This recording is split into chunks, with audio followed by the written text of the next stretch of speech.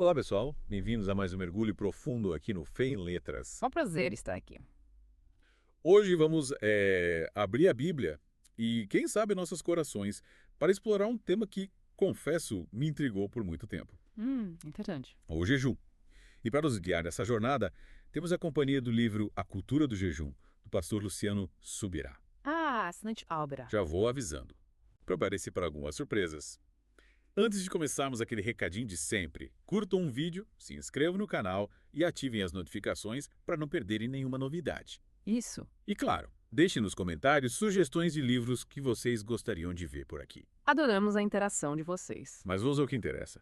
Logo nas primeiras páginas, o livro já me fisgou com a dedicatória a Valnice Milhomes Coelho, uma verdadeira referência no estudo da Bíblia. Sem dúvida. E os elogios de peso, como o do pastor Pascoal Milagini Jr., só aumentam a expectativa, né? Com certeza. É um livro que já chega com grandes credenciais. A sensação que eu tive é que o livro nos convida a repensar a forma como vemos o jejum, a reconhecer a sua importância na vida cristã. E você, o que acha? É impressionante como o jejum, uma prática tão presente nas escrituras, acaba sendo negligenciado em muitos círculos cristãos. Me chamou a atenção também isso. O próprio autor e o Dr. Aldrin Marshall, que assina o prefácio, compartilham suas experiências nesse sentido, Interessante. mostrando como o jejum era um tema quase ausente em suas formações. É uma falha, né? E isso me leva a crer que essa lacuna no ensino sobre o jejum contribui para que muitos cristãos hoje não compreendam plenamente o seu significado e os seus benefícios. É verdade. E essa falta de clareza nos leva a uma série de perguntas. Com certeza. O que a Bíblia realmente nos diz sobre o jejum? Qual é o seu propósito? Como ele se aplica à nossa vida moderna? Perguntas essenciais. Ao longo deste mergulho, vamos buscar respostas a essas perguntas, desvendando os mistérios e a riqueza dessa prática milenar. Para começar, vamos voltar às raízes da nossa fé, explorando o que as Escrituras revelam sobre o jejum. Afinal, o que a Bíblia nos diz sobre o jejum, tanto no Antigo Testamento quanto no Novo Testamento. O jejum permeia as páginas da Bíblia desde Gênesis até Apocalipse. Nossa, desde o começo. No Antigo Testamento, vemos personagens como Moisés, Davi e Elias recorrendo ao jejum em momentos cruciais de suas vidas. É verdade. Moisés, por exemplo, jejuou por 40 dias no Monte Sinai, recebendo as tábuas da lei. Davi jejuou em momentos de aflição e arrependimento. Elias jejuou antes de confrontar os profetas de Baal. Uau! Grandes nomes, grandes exemplos. Esses exemplos nos mostram que o jejum sempre esteve presente na história do povo de Deus como uma forma de se aproximar do Criador, Uma ferramenta poderosa. de buscar sua direção e sua intervenção. É incrível como o jejum atravessa os séculos e continua sendo relevante nos dias de hoje, não é mesmo? Sem dúvida. E no Novo Testamento, o que encontramos? Jesus também jejuou. Sim, e o jejum de Jesus é particularmente significativo. Ele jejuou por 40 dias no deserto antes de iniciar seu ministério público, enfrentando as tentações do diabo. É verdade. Esse episódio nos mostra que o jejum é uma ferramenta poderosa na luta contra o mal. Sim. Uma forma de nos fortalecermos espiritualmente para resistir às investidas do inimigo? E além de praticar o jejum, Jesus também ensinou sobre ele, como vemos no Sermão da Montanha. Exato. Mas se Jesus dedicou tempo para ensinar sobre o jejum, por que parece haver um silêncio sobre essa prática nas cartas dos apóstolos? Essa aparente contradição intriga muitos estudiosos. Sim. Mas, se analisarmos com atenção, veremos que o silêncio não é total. Em Atos dos Apóstolos, por exemplo, a igreja primitiva jejuou em momentos importantes, como na escolha de líderes e no envio de missionários. Em Atos 3.2 lemos: "E servindo eles ao Senhor e jejuando, disse o Espírito Santo: Apartai-me a Barnabé e a Saulo para a obra a que os tenho chamado." Interessante. Então o jejum estava integrado à vida da igreja primitiva, mesmo que não seja o foco principal nas cartas. E o apóstolo Paulo, será que ele jejuava? Há indícios de que Paulo também incluía o jejum em sua vida. Em 2 Coríntios 6.5, ele menciona vigílias e jejuns como parte de suas tribulações no ministério. Esses exemplos nos mostram que, embora não haja um mandamento explícito para jejuar no Novo Testamento, a prática continuou presente na vida da igreja. Entendi. A ausência de um mandamento não significa que o jejum tenha se tornado irrelevante. Na verdade, Jesus, ao ensinar sobre o jejum, demonstrava a expectativa de que seus seguidores jejuassem. Ele os instruiu sobre como jejuar e não se deveriam jejuar. Exatamente. E é justamente sobre como jejuar que vamos conversar na próxima parte do nosso mergulho. Fique ligado. E aí, pessoal, de volta para a segunda parte do nosso mergulho no mundo do jejum. É isso aí. Na primeira parte, a gente passeou pela Bíblia, vendo como essa prática sempre esteve presente na vida do povo de Deus, né? Sim, verdade. Desde os patriarcas do Antigo Testamento até a igreja primitiva. desde o início. Hum. Mas agora vamos ao que muitos consideram o X da questão. Yeah. Como jejuar na prática? Boa pergunta. Quais os tipos de jejum? E Ah. como escolher o mais adequado? Ótima pergunta. A Bíblia nos apresenta diferentes formas de jejuar, cada uma com suas características e propósito. Ah, que legal. A cultura do jejum detalha cada um desses tipos, mas acho que seria interessante começarmos pelo jejum total, aquele em que a pessoa se abstém completamente de alimentos e bebidas. Não. É o tipo de jejum mais rigoroso e que exige muita cautela, especialmente se for prolongado. Uau.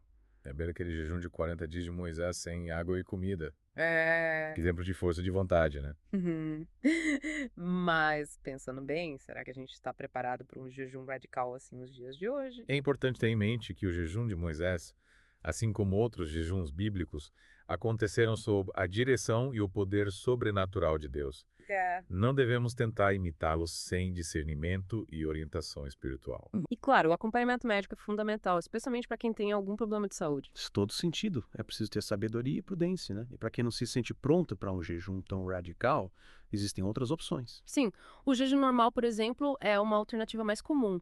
Nele, a pessoa se abstém de alimentos sólidos, mas pode beber água. É uma prática mais acessível e que pode ser realizada por períodos mais longos sem comprometer a saúde. Ah, essa opção parece mais pé no chão, né? Lembrando que, independente do tipo de jejum, a motivação e a postura do coração são o que realmente importam para Deus. Com certeza. Não adianta jejuar apenas por jejuar, sem um propósito claro e uma busca sincera por Deus. O legalismo, como o livro bem destaca, é uma armadilha que devemos evitar. Verdade. E falando em evitar, existe um tipo de jejum que, na minha opinião, exige ainda mais cuidado. O jejum parcial. O jejum parcial. Aquele em que a pessoa restringe apenas certos tipos de alimentos. Mas por que ele exigiria mais cuidado? Porque ele pode ser um terreno fértil para a autojustificação e a comparação. A pessoa pode acabar se achando mais santa ou mais disciplinada por ter cortado doces ou refrigerantes, por exemplo. Entendi. É preciso ter muito cuidado para não cair nessa armadilha. É verdade. O foco não pode ser na restrição alimentar em si, mas na busca por Deus e na transformação do nosso interior. Mas pensando em termos práticos, como a gente se prepara para um jejum? Quais os cuidados que devemos ter? A cultura do jejum traz dicas valiosas. Uma delas é a preparação gradual do corpo. Começar a reduzir a ingestão de alimentos processados, carne vermelha, açúcar, café e refrigerantes alguns dias antes do jejum pode amenizar os sintomas de abstinência, como dores de cabeça e irritabilidade. É como se a gente estivesse avisando o corpo sobre a mudança que está por vir, né? Yeah. E durante o jejum, o que mais podemos fazer além de beber água? O jejum não é apenas sobre restrição alimentar. É um tempo propício para nos dedicarmos à oração, à leitura da Bíblia e à meditação. É uma oportunidade de nos desligarmos das distrações do mundo e nos conectarmos com Deus de forma mais profunda. Que lindo! É como se o jejum abrisse espaço em nossa mente e em nosso coração para que a presença de Deus se manifeste de forma mais intensa. E falando em intensidade, como lidar com aqueles momentos de fraqueza, de irritação que às vezes aparecem durante o jejum? A irritabilidade, a falta de concentração e as dores de cabeça são sintomas comuns, especialmente nos primeiros dias de jejum. É o corpo se ajustando à mudança. O importante é não desanimar. Se você sentir que está perdendo controle, peça ajuda a Deus em oração. É verdade. Afinal, o jejum não é uma prova de resistência física, mas um exercício espiritual que nos leva a depender de Deus a cada passo. E quando o jejum termina, como devemos retomar a alimentação? Quebrar o jejum também exige sabedoria, principalmente após jejuns prolongados. O ideal é voltar a se alimentar gradualmente, começando com alimentos leves como frutas, legumes e sopas. Evite alimentos pesados como carnes, frituras e doces nos primeiros dias. Certo. O Dr. Aldrin Marshall, no prefácio do livro, enfatiza a importância de ouvir o corpo e respeitar os seus limites. Que dicas preciosas! Acho que agora já temos um bom panorama de como colocar o jejum em prática, de forma segura e com o coração no lugar certo. Mas, e se mesmo com toda a preparação e cuidado, a gente não sentir nenhum resultado no jejum? O que fazer? Essa é uma pergunta que, acredito, muitos se fazem. Mas é importante lembrar que o jejum é um ato de fé. E nem sempre veremos resultados imediatos ou espetaculares. Sim. Nosso foco deve estar na busca por Deus, na intimidade com Ele e não em obter algo em troca. É verdade. O jejum não é uma fórmula mágica para conseguirmos o que queremos, mas um caminho de entrega e confiança em Deus. E por falar em caminho, na próxima parte do nosso mergulho, vamos nos aprofundar no tema do legalismo e como podemos evitar essa armadilha. Fique com a gente. E cá estamos nós de volta para a última parte do nosso mergulho profundo no mundo do jejum. Ao longo dessa jornada, a gente descobriu, né, que o jejum é muito mais do que simplesmente abrir mão de comida. Sim, com certeza. É uma oportunidade de abrir o coração para Deus, de se aproximar dele de forma intencional e profunda. É verdade. E como vimos na parte anterior, a forma como jejuamos é tão importante quanto o jejum em si. Sim. A motivação, a postura do coração, a busca por Deus, tudo isso precisa estar alinhado para que o jejum seja realmente significativo. E por falar em alinhamento, nesta parte final do nosso mergulho, vamos abordar um tema que para mim é crucial: o perigo do legalismo. O livro A Cultura do Jejum nos alerta sobre essa armadilha, né? Mostrando como podemos cair no erro de transformar o jejum em uma obrigação, em uma lista de regras a serem seguidas à risca. É um risco real, especialmente no contexto religioso. A gente pode acabar se apegando tantas regras que perde de vista o verdadeiro sentido do jejum, que é a busca por intimidade com Deus. E como a gente identifica esse legalismo na prática? Quais são os sinais de alerta? Um dos sinais mais claros é a ênfase exagerada na performance. A pessoa se preocupa mais com a duração do jejum, com o tipo de alimento que está restringindo, com a aparência de santidade, do que com a transformação interior que o jejum deveria promover. Entendi. É como se o jejum virasse uma competição, uma corrida para ver quem consegue ser mais santo ou mais disciplinado. É isso. E nesse processo a gente acaba se distanciando de Deus. Né? Exatamente. O legalismo nos afasta de Deus porque nos coloca no centro. Nos leva a confiar em nossos próprios méritos, em nossa capacidade de seguir regras. Mas o jejum genuíno nos conduz na direção oposta. Nos leva a reconhecer nossa fragilidade, nossa dependência de Deus. É como se o legalismo construísse um muro entre nós e Deus, enquanto o jejum autêntico abriu uma ponte, né? Um caminho de intimidade e entrega. E o livro nos dá um exemplo muito forte disso, né? A história do próprio autor que passou por um momento de profunda reflexão ao ser repreendido por Deus durante um jejum de 21 dias. Lembro-me bem dessa passagem. O autor, Luciano Subirá, ele compartilha que durante aquele jejum ele estava mais focado em quebrar recordes do que em realmente se conectar com Deus. Ele estava jejuando por orgulho, por vaidade, e não por amor. E Deus, em sua infinita misericórdia, o confrontou, mostrando a ele o erro do seu caminho. Que história impactante. Ela nos mostra que Deus se importa mais com a postura do nosso coração do que com a nossa performance religiosa. E pensando nisso, como a gente se protege do legalismo no jejum? Como garantir que o nosso jejum seja realmente motivado por amor a Deus? Acho que a chave está no diálogo constante com Deus.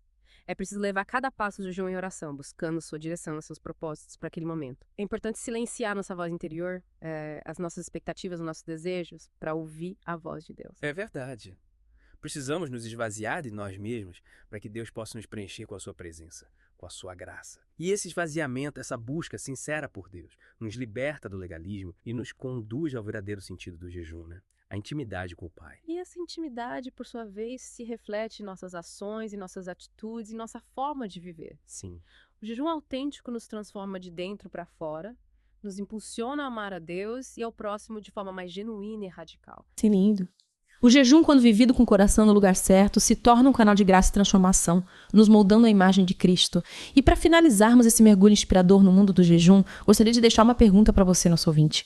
O que Deus está te convidando a fazer por meio dessa disciplina espiritual? Quais áreas da sua vida precisam ser transformadas? Quais hábitos precisam ser deixados de lado para que você possa se aproximar de Deus com um coração mais puro, mais disponível? Reflita sobre essas perguntas e permita que o Espírito Santo te guie nesse caminho de busca e entregue a Deus. Lembre-se, o jejum não é um fardo, mas um privilégio. É uma oportunidade de nos conectarmos com o Pai de forma mais profunda e de experimentarmos a sua graça transformadora em nossas vidas. E para que você continue se aprofundando nesse tema, convidamos você a ler o livro A Cultura do Jejum, do pastor Luciano Subirá. É uma leitura rica, em detalhes, em reflexões, que nos desafiam a resgatar essa prática tão poderosa da nossa fé. E não esqueça de deixar aqui nos comentários suas reflexões sobre o tema, as suas experiências com o jejum. E claro, se você gostou desse mergulho profundo, compartilhe com seus amigos, curta o vídeo, se inscreva no canal e ative as notificações para não perder os próximos episódios do Fé em Letras. Até a próxima!